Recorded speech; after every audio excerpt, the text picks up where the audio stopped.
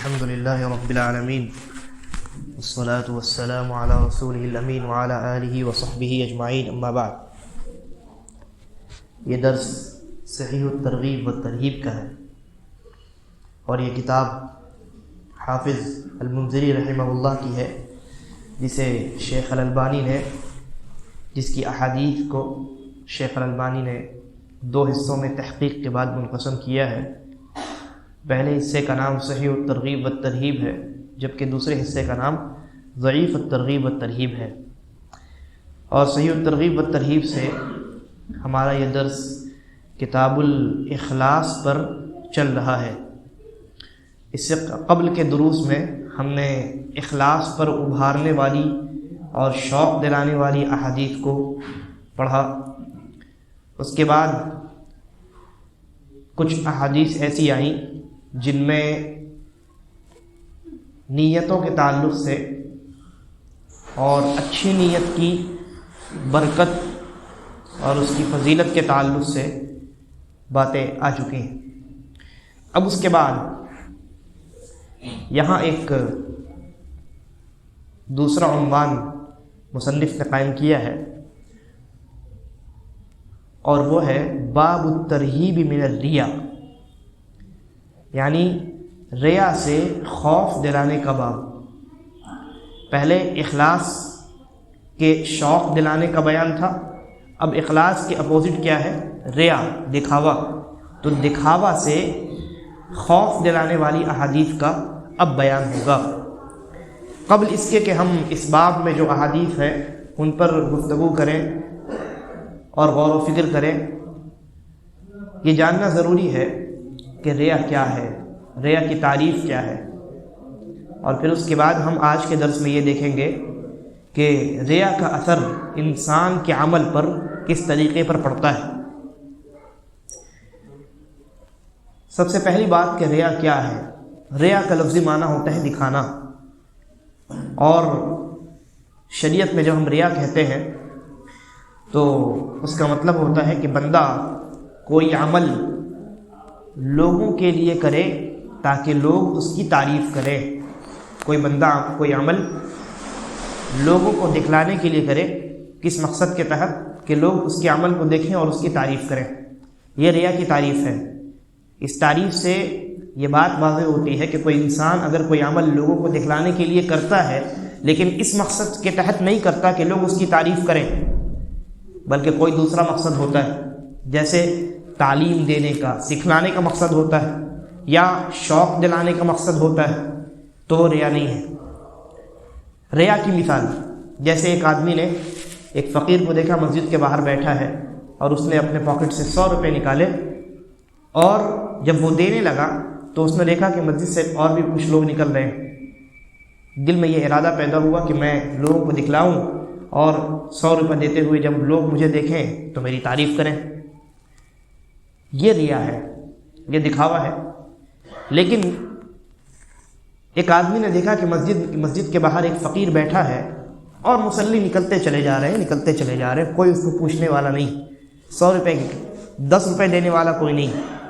تو اس نے سوچا کہ میں شروعات کروں، لوگوں کو شوق دلاؤں. چنانچہ یہ مصلیوں کے ساتھ باہر نکلا اور پاکٹ سے 100 روپے نکال کر کے سب کو دکھاتے ہوئے سب کے سامنے اس نے فقیر کے ہاتھ میں دیا. کیوں دیا؟ اس لیے دیا تاکہ میری دیکھا دیکھی اور لوگ بھی دینا شروع کر دیں. اس لیے نہیں کہ لوگ تعریف کریں، اس لیے کہ لوگوں کے اندر میری دیکھا دیکھی شوق پیدا ہو. تو یہ ریا نہیں ہے، یہ ریا نہیں ہے. یا اسی طریقے پر کسی آدمی نے کسی کو دیکھا کہ اس نے وضو کیا ہے اور وضو میں کوئی وضو نہیں دھویا یا ٹھیک سے نہیں دھویا، کچھ نہ کچھ اس نے گڑبڑی کی ہے. تو اب وہ آدمی وضو کر کے بیٹھ گیا. اب یہ آدمی اس کے سامنے اس نیت سے وضو بنائے کہ میں اپنے وضو کو دکھاؤں تاکہ یہ جو آدمی ہے جس نے اپنی وضو میں گڑبڑی کی ہے، غلطی کی ہے، وہ میرے وضو کے طریقے کو دیکھ کر کے سیکھ سکے. جیسا کہ حضرت حسن یا حضرت حسین، ان دونوں میں سے کسی ایک سے مروی ہے، انہوں نے ایک شخص کو دیکھا تھا اسی طریقے سے وضو کرتے ہوئے اور اس نے وضو میں غلطی کی تھی. تو انہوں نے اس کے سامنے وضو کیا اور اس لیے کیا تاکہ وہ شخص ان کے وضو کے طریقے کو دیکھ کر کے اپنا طریقہ درست کر سکے.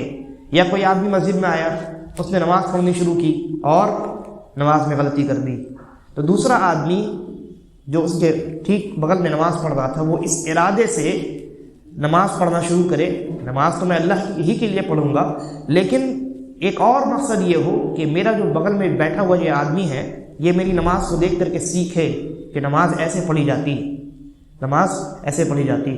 تو یہ ارادہ اس کا سکھلانے کا، تعلیم دینے کا ارادہ ہوا، یہ بھی ریا میں داخل نہیں ہے. اس لیے ریا کی تعریف کیا ہوئی؟ انسان کوئی عمل لوگوں کے لیے اس لیے کرے تاکہ لوگ اس کی تعریف کریں، تو یہ ریا ہے، یہ دکھاوا ہے. یہ پہلی بات. دوسری بات، ریا ظاہر سی بات ہے عبادات میں داخل ہوتی ہے، اس لیے کہ دنیاوی امور میں انسان کو ثواب ہی نہیں ملتا، تو اس میں دکھلا کر کے آدمی کیا کرے گا؟ ریا اور دکھاوا یہ دینی امور میں یا عبادات میں آپ کہہ سکتے ہیں داخل ہوتا ہے. اور ریا جب عبادات میں داخل ہوتا ہے تو کبھی کبھی وہ مکمل عبادت کو برباد کر دیتا ہے، کبھی عبادت کو باطل تو نہیں کرتا لیکن اجر میں کمی کر دیتا ہے، اور کبھی عبادت صحیح سالم رہتی. اس کا ضابطہ علماء نے یہ بیان کیا ہے کہ دیکھیے عبادات دو قسم کی ہوتی ہیں. ایک وہ عبادت ہے جو شروع سے لے کے آخر تک بالکل ایک ہی عبادت ہے، جیسے نماز میں 4 رکعتیں ہیں تو 4 عبادات تو نہیں ہوئی، ایک ہی عبادت ہوئی نا. نماز 4 رکعت ہو یا 8 رکعت ہو ایک ہی عبادت ہوتی. ایک سلام سے اگر کوئی وتر پڑھے 9 رکعت ایک سلام سے پڑھے تو 9 رکعت 9 عبادات نہیں ہے بلکہ ایک ہی عبادت. تو اگر ایسی عبادت ہو جو مکمل ایک عبادت ہے، ایسی عبادت کے متعلق ہم اگر گفتگو کریں تو ہم یہ کہیں گے کہ اگر ایسی عبادت کی ابتدا میں جب اس نے اس عبادت کی شروعات کی تو اس کے دل میں لوگوں کو دکھانے کا ارادہ بھی اگر شامل تھا تو ایسی صورت میں وہ عبادت شرعی اعتبار سے شروع ہی نہیں ہوئی. یہ بہت خطرناک معاملہ ہے. مثال، ایک آدمی آیا مسجد میں نماز پڑھنے کے لیے، اور جب وہ داخل ہو رہا تھا تو دیکھا کہ کچھ میرے دوست احباب بیٹھے ہیں اور مالدار قسم کے لوگ بیٹھے ہیں، شریف لوگ بیٹھے ہیں محلے کے. تو داخل ہوتے ہی وقت اس کے دل میں دکھلانے کی نیت پیدا ہو گئی. اب اس نے جو نماز شروع کی ہے وہ اسی ارادے سے کی ہے کہ میں لوگوں کو دکھلانے کے لیے نماز پڑھ رہا ہوں، فلاں آدمی دیکھے میری تعریف کرے، میرے محلے میں جا کر کے میرا امیج اچھا بنائے تاکہ لوگ تعریف کریں. اس لیے اس نے نماز کے شروعات میں جو ارادہ اور نیت کی تھی اس نیت میں اس نے لوگوں کو دکھلانا اور ان کی تعریف حاصل کرنا بھی شامل کر لیا. تو ہم کہیں گے آپ کی نماز منعقد ہی نہیں ہوئی، آپ کی نماز شروع ہی نہیں ہوئی. اب کیا کرنا پڑے گا اس انسان کو نماز توڑنی ہے اور دوبارہ نئے سرے سے نماز شروع کرنی ہے. اچھا، اب اگر اس نے نماز تو اخلاص کے ساتھ شروع کی تھی، نماز اس نے اخلاص کے ساتھ شروع کی، بالکل اللہ کے لیے شروع کی، لیکن مان لیجئے دوسری رکعت میں پہنچ کر کے اس کو احساس ہوتا ہے کہ بغل میں ایک آدمی آیا ہے، اور دل میں یہ خیال پیدا ہوتا ہے کہ ذرا نماز کو اور اچھی کروں اور بہتر انداز میں نماز پڑھوں تاکہ بغل والا آدمی دیکھے اور تعریف کرے. یعنی درمیان میں ریا پیدا ہوا، دکھلاوے کی نیت پیدا ہوئی، ارادہ پیدا ہوا.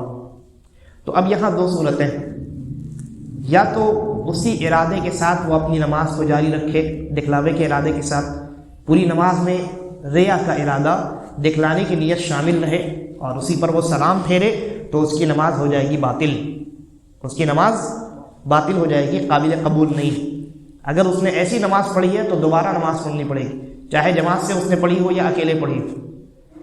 البتہ درمیان میں مان لیجئے دوسری ہی رکعت میں ریا اور دکھلاوے کی نیت شامل ہوئی، پیدا ہوئی نیت، اور ایک رکعت کے بعد اسے احساس ہوا کہ یہ میں کیا کر رہا ہوں، لوگوں کو دکھلانے کے لیے تھوڑی نماز پڑھی جاتی، اللہ تبارک و تعالیٰ کے لیے نماز پڑھی جاتی.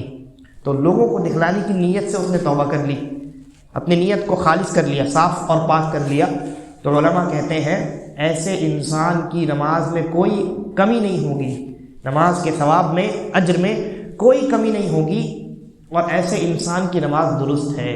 دلیل کیا ہے؟ اس لیے کہ دلیل یہ ہے کہ اس نے ریا اور دکھلاوے کی نیت سے توبہ کی، اور اللہ کے نبی صلی اللہ علیہ وسلم نے کیا فرمایا؟ التوبہ تجب او یجب ما قبلہ، کہ توبہ جو ہے یہ اپنے سے پہلے والی تمام خطاؤں کو اور تمام گناہوں کو معاف کر دیتا ہے۔ تو اس نے جب توبہ کر لیا یعنی دکھلاوے کی نیت سے، تو دکھلاوے کی نیت کا جو اثر تھا، برا اثر نماز پر پڑ رہا تھا، وہ اثر ختم ہو گیا اور اس کی نماز درست ہے، اس کی نماز درست ہے۔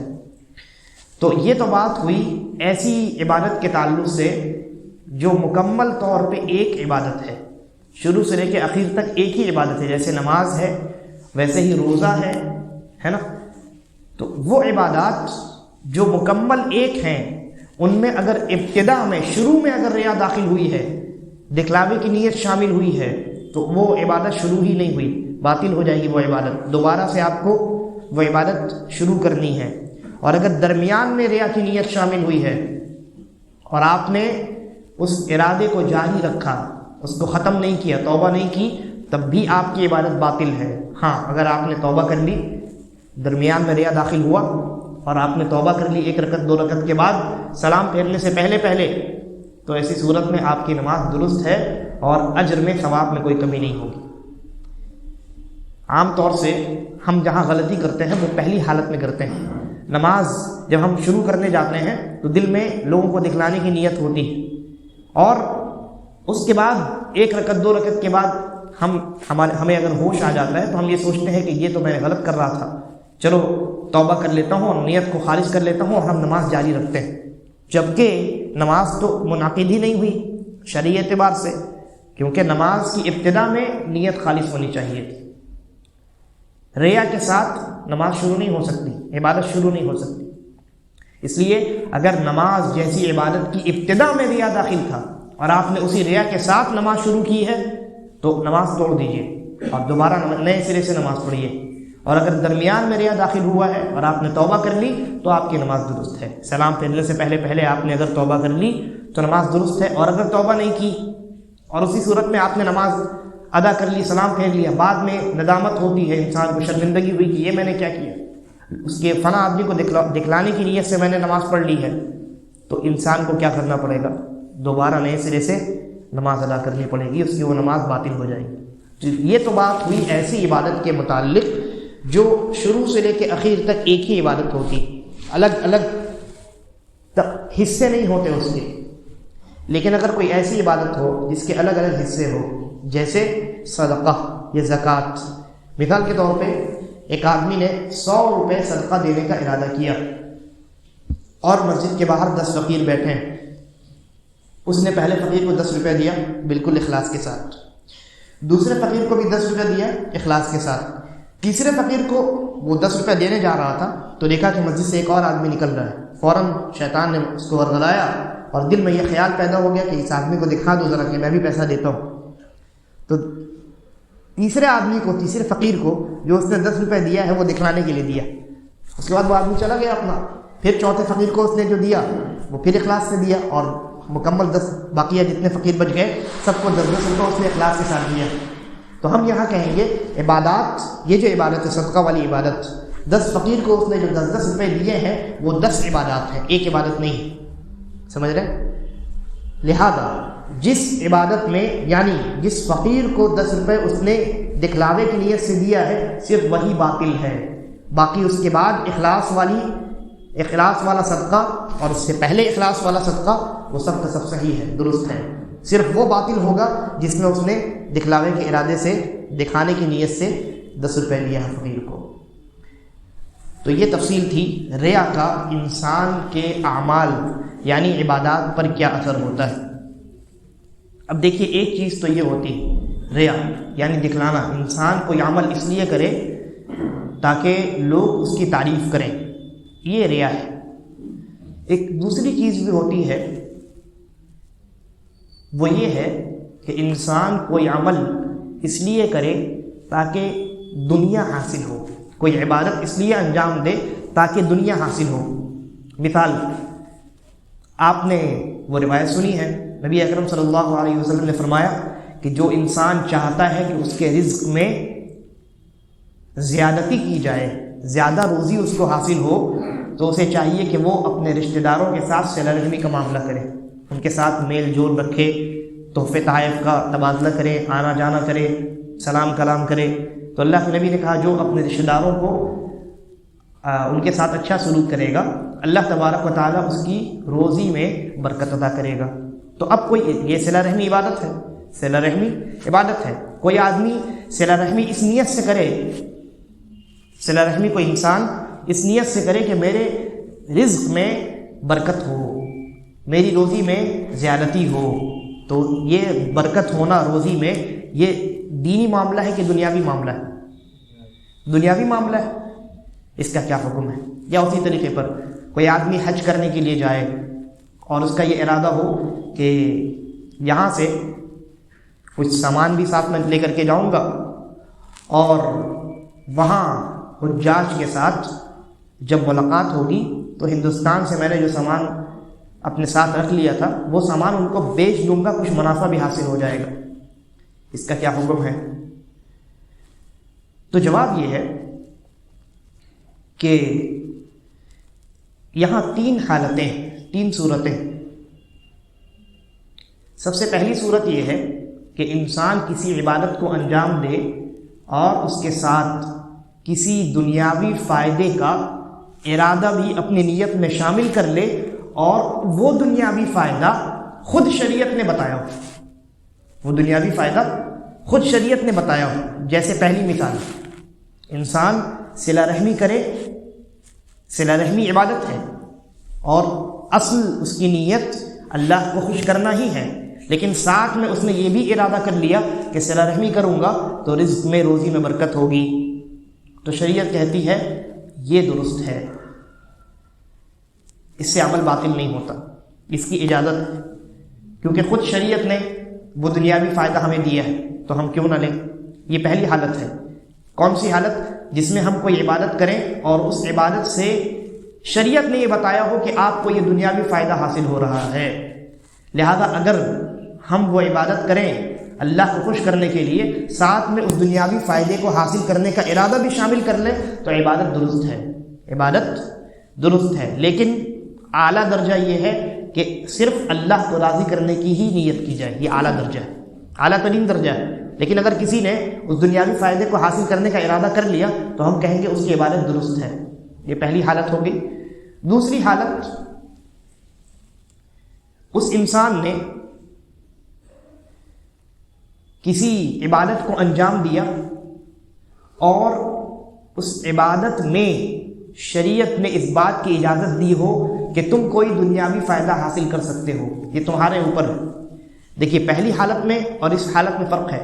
پہلی حالت میں اگر شریعت کہتی ہے یہ عبادت کرو گے تو آٹومیٹک تمہیں یہ دنیاوی فائدہ ملے گا، صلہ رحمی کرو گے تو تمہیں رزق میں برکت ملے گی۔ لیکن دوسری حالت ایسی ہے جس میں شریعت کہتی ہے یہ عبادت ہے، اس میں اگر تم چاہو تو دنیاوی کوئی فائدہ بھی حاصل کر سکتے ہو، اجازت ہے، اگر نہیں حاصل کرنا چاہو تو نہ کرو۔ اس کی مثال، دوسری مثال جو میں نے دی، انسان حج میں جائے، اللہ رب العالمین نے کہا لیس علیکم جناح ان تبتغوا فضلا من ربکم، کہ جب تم حج میں جاؤ تو تم اللہ کا کچھ اللہ کی جانب سے کچھ فضل اور کچھ فائدے بھی اگر حاصل کر لو، یہاں اشارہ تجارت کی جانب ہے، تو تم پر کوئی گناہ نہیں ہے۔ یعنی انسان کے لیے جائز ہے کہ وہ حج کے سفر میں نکلے اور کچھ سامان تجارت بھی ساتھ لے لے، کچھ سامان ہندوستان سے لے لے کہ وہاں جا کر کے بیچ دوں گا اور جو فائدہ ہوگا اس سے فائدہ حاصل کروں گا، یہ جائز ہے۔ لیکن اصل نیت حج کرنا ہونا چاہیے اللہ کو راضی کرنے کے لیے۔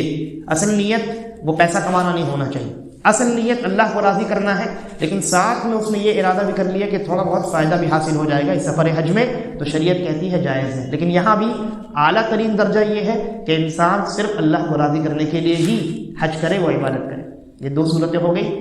تیسری صورت، انسان کوئی عمل کرے اور اس عبادت پر کسی دنیاوی فائدے کو حاصل کرنے کا ارادہ بھی اپنی نیت میں شامل کر لے، جس ارادے یا جس دنیاوی فائدے کی نہ شریعت نے اجازت دی ہے نہ شریعت نے خبر دی ہے، تو ایسی صورت میں اگر اس عبادت کو انجام دینے کی نیت انسان کی اصل نیت اللہ کو راضی کرنا تھی اور وہ دنیاوی فائدہ دوسرے نمبر پہ آ رہا تھا، اصل نیت انسان کی وہ دنیاوی فائدہ حاصل کرنا نہیں تھا، تو ایسی صورت میں عبادت تو درست ہوگی لیکن اجر میں کمی واقع ہو جائے گی۔ جیسے میں نے ایک مثال دی تھی، یا آج جزئی مثال دیتا ہوں۔ ایک معلم ہے جو قرآن پڑھاتا ہے بچوں کو، قرآن پڑھانا سکھانا یہ عبادت ہے، بہت عظیم عبادت ہے۔ اللہ کے نبی نے فرمایا خیرکم من تعلم القرآن وعلمہ، کہ تم میں سے سب سے بہتر وہ ہے جو قرآن سیکھے سکھائے۔ تو کوئی معلم ہے، قرآن کا معلم ہے، وہ بچوں کو قرآن سکھاتا ہے اور اس کو تنخواہ بھی ملتی ہے۔ وہ معلم قرآن سکھانے میں اللہ رب العالمین کو راضی کرنا اپنا مقصد اصلی بناتا ہے، لیکن ساتھ ساتھ یہ ارادہ بھی شامل کر لیتا ہے کہ قرآن پڑھاؤں گا 10 بچوں کو تو کچھ فائدہ بھی حاصل ہو جائے گا، کچھ تنخواہ بھی آ جائے گی۔ حالانکہ یہ جو تنخواہ دنیاوی فائدہ ہے، شریعت نے اس کی نہ خبر دی ہے اور نہ اجازت دی ہے، یعنی اس کو ارادے میں شامل کرنے کی اجازت نہیں دی۔ تنخواہ لینا تو اس کا جائز ہے لیکن نیت میں شامل کرنے کی شریعت نے اجازت نہیں دی۔ اس مسئلے میں علماء نے یہ کہا کہ اس کی وہ عبادت تو صحیح ہوگی لیکن اجر کم ہو جائے گا۔ عبادت صحیح کیوں ہوگی؟ کیونکہ مقصد اصلی اللہ کو خوش کرنا ہی ہے، مقصد اصلی تنخواہ لینا نہیں ہے، مقصد اصلی اللہ کو راضی کرنا ہے، اور اللہ کو راضی کرنے کے ارادے سے وہ قرآن پڑھا رہا ہے، لہذا عبادت تو درست ہے لیکن ایک جائز دینی دنیاوی فائدے کو اس نے اپنے ارادے میں شامل کر لیا تو اجر کم ہو جائے گا، اجر کم ہو جائے گا، اس کی عبادت درست ہوگی۔ لہذا یہاں بھی اس معلم کے لیے بہتر کیا ہے کہ وہ اپنی نیت کو خالص رکھے اور قرآن پڑھاتے وقت وہ اپنی نیت میں صرف اللہ کو راضی کرنا یہی ارادہ شامل رکھے، کیونکہ تنخواہ تو اس کو ملے گی چاہے وہ ارادہ شامل کرے یا نہ کرے، تنخواہ تو بہرحال ملے گی، اس کا یہ مطلب نہیں کہ تنخواہ ہی نہ دیا جائے، تنخواہ تو ملے گی لیکن ارادے کو اگر وہ خالص کر لیتا ہے تو یہ اعلیٰ ترین درجہ ہے، اس کی عبادت میں کوئی کمی اور کوئی نقص واقع نہیں ہوگا۔ لیکن اگر وہ قرآن پڑھاتا ہی اس لیے ہے کہ تنخواہ ملے، اللہ کو راضی کرنا خوش کرنا ارادہ نہ ہو، تو اس کا وہ عمل، اس کی وہ عبادت باطل ہو جاتی ہے، اس کی وہ عبادت جو ہے وہ باطل ہو جاتی ہے۔ ریا، دکھلاوا اور عبادات میں دنیاوی فائدہ حاصل کرنے کے تعلق سے یہ تفصیل بہت سارے علماء نے بیان کی ہے، جس میں ایک عالم فضیلۃ الشیخ سلیمان الرحیلی حفظہ اللہ بھی ہیں، جنہوں نے اپنی کتاب صحیح الترغیب والترہیب کی شرح میں، جس کو میں لے کر کے آتا ہوں روزانہ یعنی ہر ہفتے، اس میں بڑی تفصیل کے ساتھ شیخ نے مختلف علماء اور فقہا کے اقوال کی روشنی میں یہ پوری تفصیل بیان کی ہے، جس کو میں نے آپ کے سامنے بیان کیا ہے۔ اس کے بعد اگلے دروس میں انشاءاللہ ہم ان حدیث کو دیکھیں گے جن میں اگر انسان کے عمل میں ریا داخل ہو جائے تو کیا نقصانات ہوتے ہیں، ان کا بیان آئے گا۔ اللہ تبارک و تعالی ہم تمام کے اعمال میں اخلاص پیدا کرنے کی ہمیں توفیق عطا فرمائے، آمین۔ واللہ اعلم، وصلی اللہ علی نبینا وسلم۔